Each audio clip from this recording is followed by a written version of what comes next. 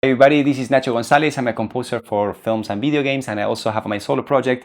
And today I'm celebrating the anniversary of my debut album, Illegal Grooves, and this is the second part of the video.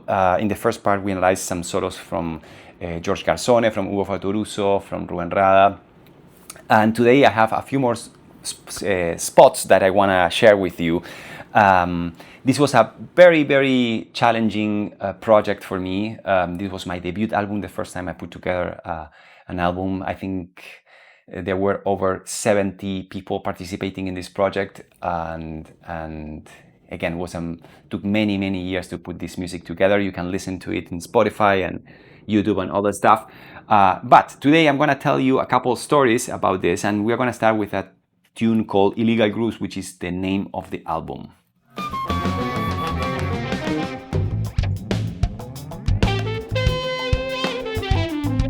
Josh Spak, Juan Chiavassa on drums, and Taka on bass.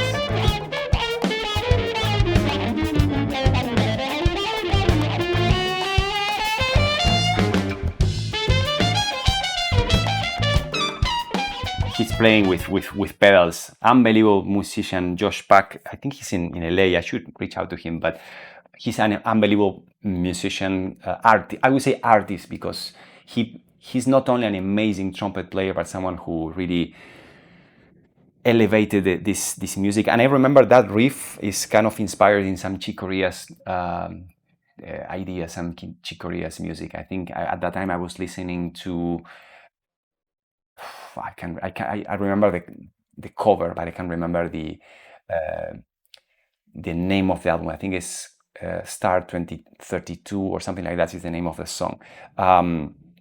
Anyway, that was Illegal Grooves. Let's check the next piece. And also on piano we had Aníbal Cruz, an unbelievable pianist from Cuba. Let's check the next piece. Oh, Terence Blanchard. Taka, Gilbert Mansour, Nando on piano, Angie on flute. There were so many incredible musicians here. Terrible conducting. I'm conducting there. Nice, so much fun. That was my senior recital, and I decided to record that.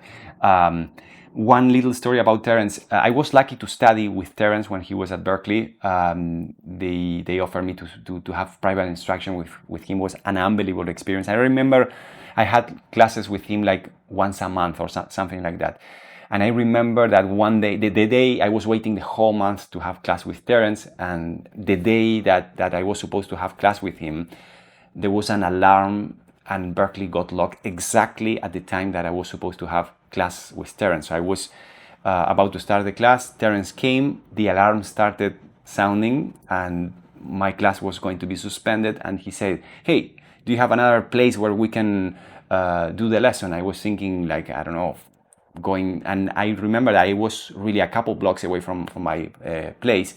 So we ended up having classes in my apartment, and he told me stories about New Orleans. I happened to have a couple pictures from New Orleans in my dorm. And we became like, he was an unbelievable mentor also. He was very curious about candombe, and this is the piece that we are playing here is called Mr. Bob, and it's sort of inspired in Bob Brookmeyer ideas, but at the same time with a candombe groove in 5/4. So he was very curious about candombe, about Afro-Uruguayan music, and it was unbelievable to play with him, to record with him, and to hear. Also, we did one rehearsal, and then he went to the show, and it was unbelievable to see these musicians live. Is one thing is when they are like warming up or whatever, but then when they have to perform, is unbelievable what they can do with their instruments. Let's see the next piece. Oh.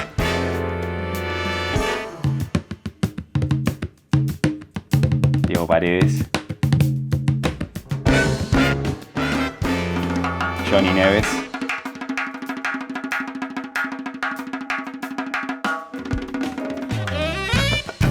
George Garzone soloing, Dario Deran on top of the whole group.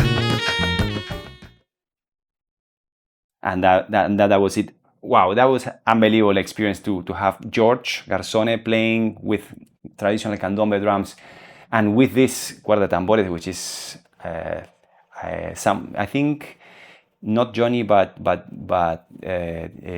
Diego Paredes and Dario Deran, they were also part of Rey Tambor, which is an album that I've heard in and out on loop for many years. So it was also unbelievable to record with them.